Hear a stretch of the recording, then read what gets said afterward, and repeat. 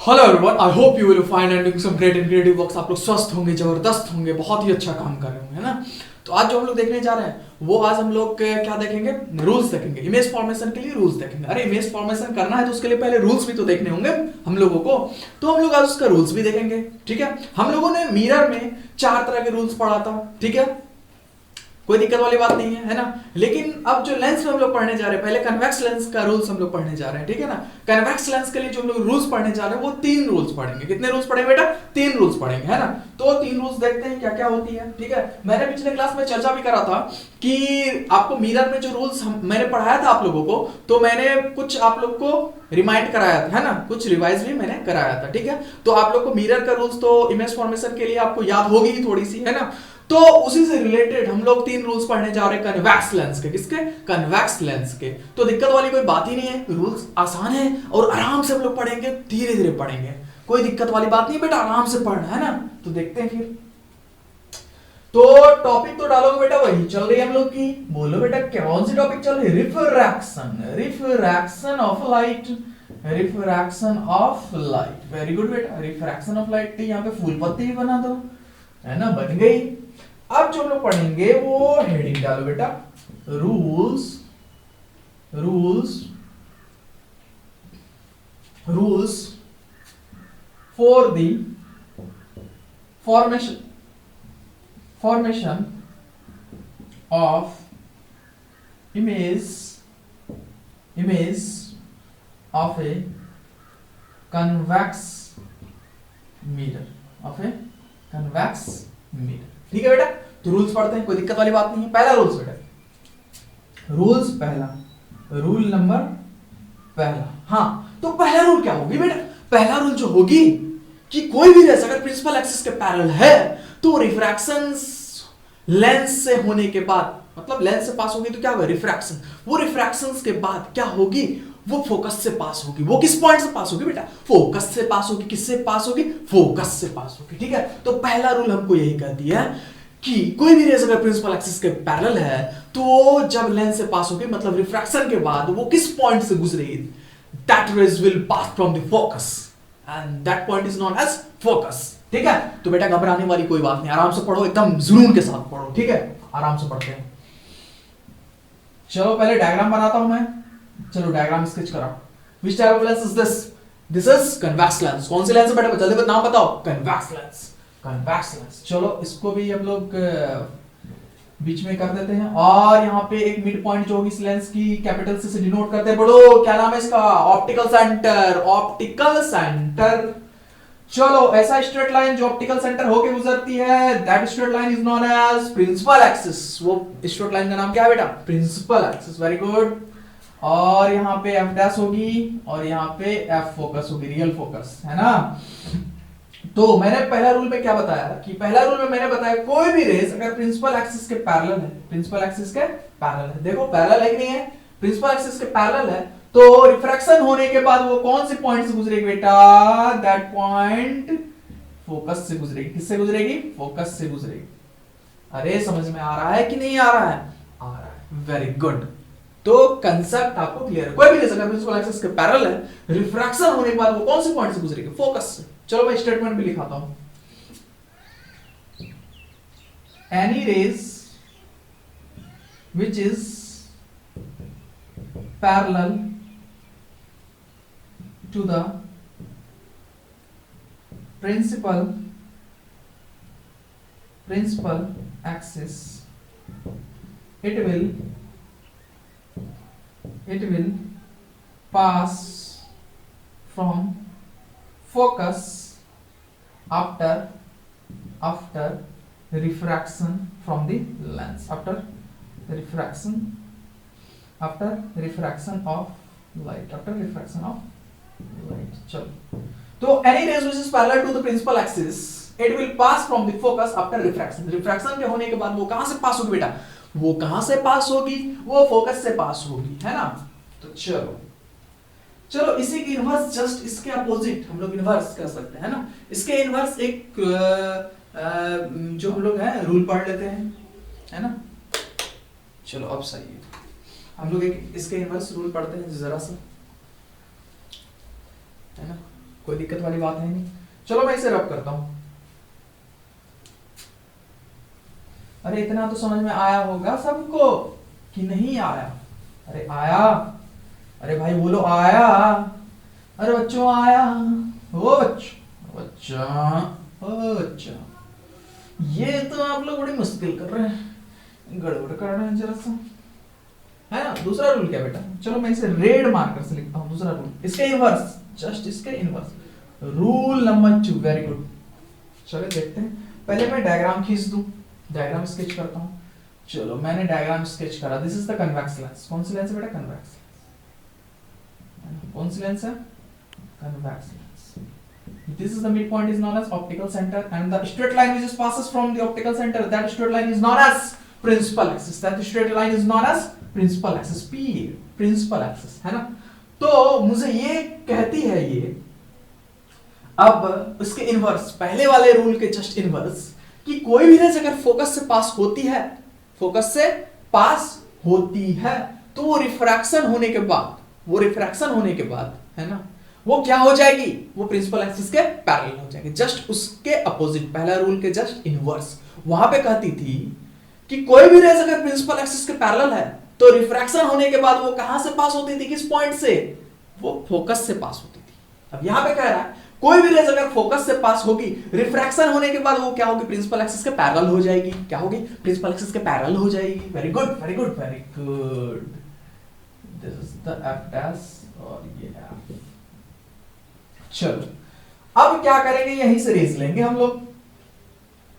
Raise लिए, है ना? देखो फोकस से पास हो रही है, ये एफ डैश है। अब जैसे ही फोकस से पास हो बेटा, तो अब जैसे ही, अब क्या होगा? रिफ्रैक्शन प्रोसेस होगा, क्योंकि एयर मीडियम को छोड़ के लेंस मीडियम में लाइट रेज इंटर कर रही है, तो रिफ्रैक्शन होगा। Very good. तो अब क्या होगा कि प्रिंसिपल एक्सिस के पैरेलल हो गया, प्रिंसिपल एक्सिस के पैरेलल हो गया। तो आप एक क्वेश्चन और भी कर सकते हो, क्या सर आपने तो इस फोकस से रेज को पास करवाया, है ना, तो क्या हम इस फोकस से करवा सकते हैं? ऑफ कोर्स करवा सकते हैं बेटा, ऑफ कोर्स करवा सकते हैं। आप यहां इस फोकस से भी पास करवाते, रियल मतलब ये कन्वेक्स लेंस का ये रियल फोकस है ना? तो हम लोग जानते हैं कि लेंस का दो फोकस होता है ना? एक आगे एक पीछे, रियल है वर्चुअल, है ना? तो ये कन्वेक्स लेंस का ये वाला जो फोकस है, वो कौन सी फोकस होती है? रियल फोकस होती है ना? तो हम लोग रेज को इधर से भी लाते और लेंस पे फॉल करवाते, उसके बाद रिफ्रैक्शन होती, और उसके बाद क्या होती? रिफ्रैक्शन होने के बाद क्या होती? प्रिंसिपल एक्सिस के पैरेलल हो जाती। तो आप बताओगे सर तो आपने यहां पे ऐसा क्यों लिया? पूछोगे मुझसे डाउट? अरे पूछोगे कि भाई नहीं पूछोगे? अरे आप लोग पूछोगे मुझसे, है ना? तो मैं बताना चाहूंगा बेटा कि object will always placed on the left side. हम लोग ऑब्जेक्ट को हर वक्त क्या रखते हैं? लेफ्ट साइड पे ही रखते हैं। अगर ऑब्जेक्ट को हम लोग लेफ्ट साइड में रखते हैं बेटा, तो रेज भी तो वहीं से पास कराएंगे, ऑब्जेक्ट से ही तो पास होती है, तब तो इमेज फॉर्म होती है बेटा, कि नहीं होती?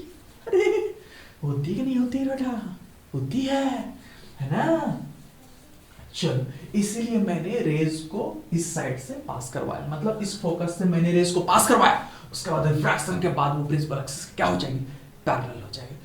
मेरे हिसाब से आपको सारा कंसेप्ट क्लियर होगा, सारा डाउट्स आपकी क्लियर होगी, जरा सा भी डाउट नहीं होगी आप में, है ना? जरा सा भी अगर डाउट हो तो आप मुझे कमेंट बॉक्स में जरूर पूछें, मैं सारे का सॉल्यूशंस देने का कोशिश करूंगा, है ना बेटा?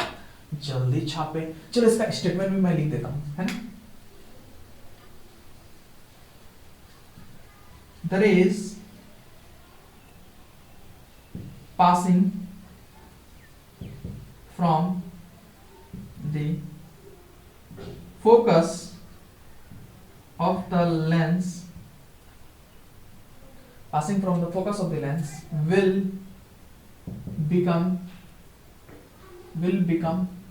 parallel to the principal axis, will become parallel to the principal axis after refraction of light, after refraction of light, या इसको ऐसे भी लिख सकते हो, after passing from the lens, after passing from the lens. Very good बेटा, is it okay? ये सही है? चलो वेरी गुड। तो जल्दी जल्दी आप लोग छापे, हाइपरलूप की स्पीड में छापे, है ना? फटाफट छापे। बड़ा मजा आता होगा ना, मुझे भी पढ़ाने में बड़ा आनंद आ रहा है, एकदम क्या कहूँ, जरा से एकदम बहुत ही आनंद, आनंद की कोई सीमाएं नहीं, है ना, बियॉन्ड इमेजिनेशन, है ना। तो जरा सा भी डाउट हो बेटा तो आराम से समझे, आराम से पूछे, कोई दिक्कत वाली बात नहीं, जरा सा भी घबराने की कोई बात नहीं है, और जरा सा भी संकोच करने की कोई सी भी बात नहीं। रोल नंबर थर्ड बेटा, roll number third, rule number third. चलो रूल नंबर थर्ड भी हम लोग देख लेते हैं, दिक्कत वाली बात ही नहीं है।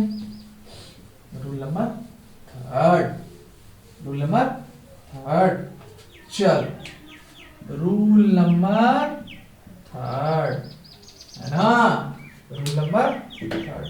अरे ये मैं बता दूं हेडिंग इसमें क्या था कि रूल्स था इमेज फॉर्मेशन के लिए कौन सी मिरर की, कन्वेक्स मिरर की, कौन सी मिरर की, कन्वेक्स मिरर, ठीक है। रूल नंबर थर्ड,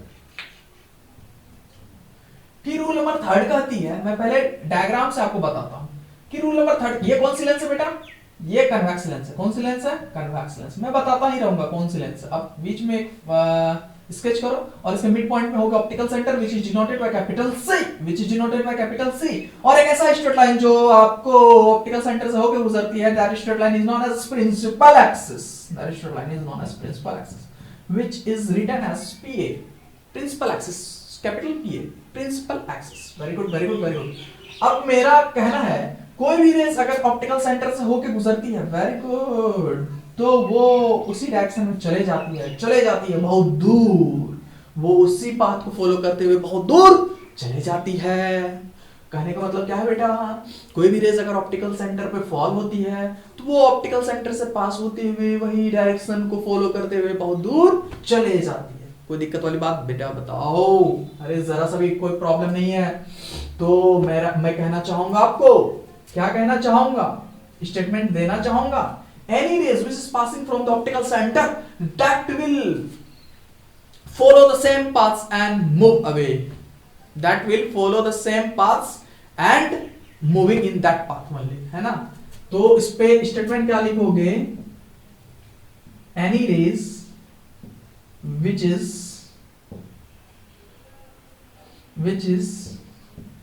passing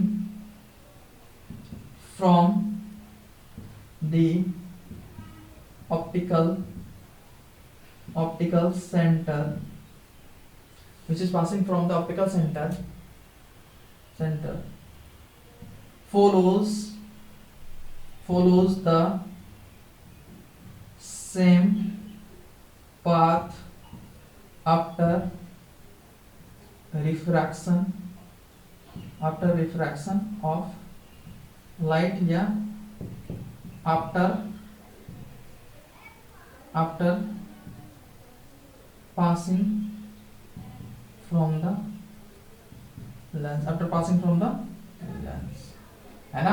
कोई दिक्कत वाली बात है नहीं, कोई दिक्कत वाली बात है नहीं। तो आप लोग यहां तक जल्दी जल्दी छापे मेरे नन्नो, मेरे मुन्नो, जल्दी जल्दी छापे, कोई दिक्कत वाली बात है ही नहीं, है ना। मतलब कहने मतलब क्या हो बेटा कि चलो, अरे फोकस तो बना दो यहाँ पे, ये फोकस होगी that is optical centre and ये एफ डैश होगी, है ना, ये एफ डैश, ठीक है। अब रेस पास कर रही है ऑप्टिकल सेंटर से, है ना, रिफ्रैक्शन के बाद भी वही पाथ को फॉलो करते हुए रेस चले जाएगी, वही पाथ को फॉलो करते हुए रेस चले जाएगी। अब आप पूछोगे सर मिरर पे तो था कि अगर कोई भी वहां पे पोल पे फॉल होता था, है ना, कि मिरर में ऐसा केस था कि अगर कोई भी रेस पोल पे गिरती थी तो कोई भी रेस अगर पोल पे गिरी, फॉल हुई, तो क्या होती थी, वो उसी पाथ को फॉलो करते हुए बैक डायरेक्शन में चले जाती थी, मतलब उसी पाथ पे वो मुड़ जाती थी, वापस लौट जाती थी। लेकिन यहाँ पे तो चले जा रही है, तो मिरर के केस में क्या होता था बेटा, वहां पे बैक साइड में पेंट किया हुआ रहता था, लेकिन लेंस के केस में क्या हो रहा था कि पेंट नहीं किया हुआ रहता है, इसीलिए रिफ्रैक्शन के बाद भी वो वापस आगे उसी पाथ को फॉलो करते हुए आगे बहुत दूर चले जाती है ना। I hope you all are understanding this, है ना, सबको समझ में आ रही हुई, जरा सा भी दिक्कत वाली कोई बात ही नहीं है। जरा सा भी डाउट हो तो बेहिचक पूछे, है ना। तो अब मेरे हिसाब से अब जो मैं आपको आगे जो बताने वाला हूं वो बताऊंगा कि अब ऑब्जेक्ट का पोजीशन क्या होगा, मतलब ऑब्जेक्ट का पोजीशन क्या होगा। अरे इमेज फॉर्मेशन करेंगे, पहले ऑब्जेक्ट को तो रखेंगे भाई, तब तो इमेज फॉर्मेशन करेंगे, है ना। तो ऑब्जेक्ट को रखने का जगह हम लोग जानेंगे कि ऑब्जेक्ट को कहाँ कहाँ रखेंगे और इसका इमेज कैसा फॉर्म होगा। वेरी गुड, ये हम लोग जानेंगे आगे के क्लास में, है ना। I hope you enjoy this video, आपको अच्छा लगा होगा। जरा सा भी डाउट हो तो कमेंट बॉक्स में पूछे, मैं सारे का सॉल्यूशन देने का कोशिश करूंगा, है ना। तो बहुत ही एनर्जी के साथ फिर कल मिलते हैं, बहुत ही एनर्जी के साथ, बहुत ही ज्यादा, है ना, बहुत ही एनर्जी, बहुत ही पैशनेट, बहुत ही डिटर्मिनेशन के साथ हम लोग फिर मिलते हैं, है ना। आई होप आप रिवीजन करते रहें, कोई भी डाउट हो तो पूछते रहें। Thank you so much.